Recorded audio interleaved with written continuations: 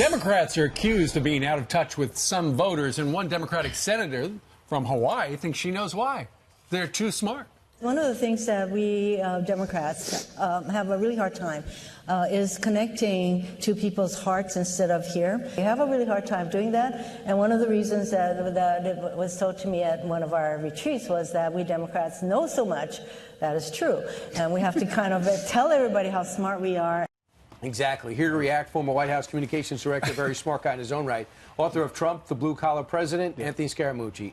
Anthony, is that the problem with Democrats? They're too smart? Well, I mean, listen, I do write about that in the book. I mean, the problem is that they think they're too smart, and so they've totally disengaged from a very large group of people.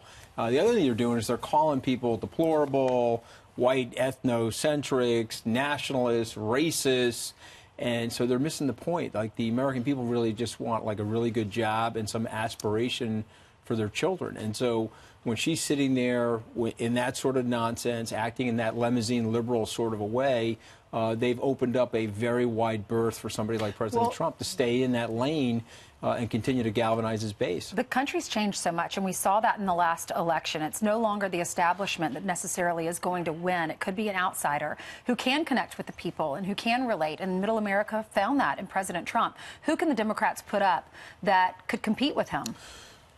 Well, I actually don't think there's anybody that can compete with President Trump. And I know people will say, oh, geez, come up with somebody. But look, this guy... Joe Biden says he's the most qualified. Well, he's the most qualified, and I like Vice President Biden, but he's going to have a very tough time debating somebody like President Trump. I mean, if you look at Vice President Biden's career, every time he goes into contact with the enemy, he fumbles the football on the stage. Tom Steyer had a big day yesterday, the billionaire. Okay, so these guys are super untested. Trust me, I was super untested. You go into that arena with these guys and that oppositional research. You showed that beautiful young kid with the Burl cream in his hair.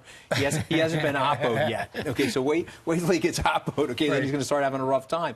And what ends up happening is a guy like President Trump is battle tested, and he actually understands the base super well. That's a clear indication that they don't understand the base. Now, Beto O'Rourke will come into this game.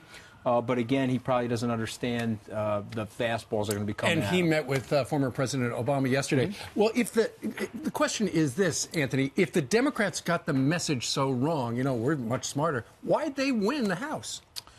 Well, I think that has to do with the way historical things happen in the United States in terms of the American electorate likes a check on power. And if you go back over 100 years, I think George W. Bush during a war kept the House, but most times presidents lose the House in a situation like this. And if you look at President Obama in 2010, he lost 63 seats. I think President Trump lost 38 or 39 seats, something like that. So it wasn't really that stupendous. And if you look at what happened in the Senate, he picked up a few in the Senate. And so at the end of the day, he's very well positioned. He'll have over $1.5 billion, possibly $2 billion. He'll have Air Force One and his personality. And if he's going against people that think that they're smarter than the American people, here's an aphorism from Richard Nixon. He said, you know, the American people will vote for people that they dislike.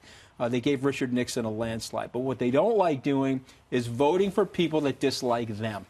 Gotcha. And if you look at those statements there it is. The deplorable thing. And there's two issues that are coming back to the president. The Paris climate change, this whole global warming thing. There's more countries becoming Trump-like than non-Trump-like. Right. And number two is this caravan has emphasized the need for border security to Americans, not Republicans or Democrats, Americans. No question on those fronts. And then the third leg of the stool is the economy's actually doing very well. You had Stuart on here 5-10 minutes ago. I'm obviously a trained economist.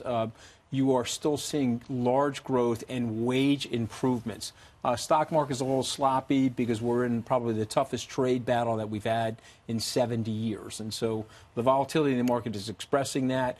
But I predict that the president will cut a great deal for the American people. We'll be here in February or March looking at a deal that frames up nicely that will lead to an increase in wages for the people that senator thinks she's a lot smarter than. All right. Hey, it's great to be here. Thank you very much. By the way, if you want to see him make a calzone, go to foxnation.com. Sign up now. He criticized me. The only thing I was capable of was sharpening a carrot to the tune of a pencil. What were you doing? Just saying. All right. But I did pour the vodka. He did. Thanks, Anthony.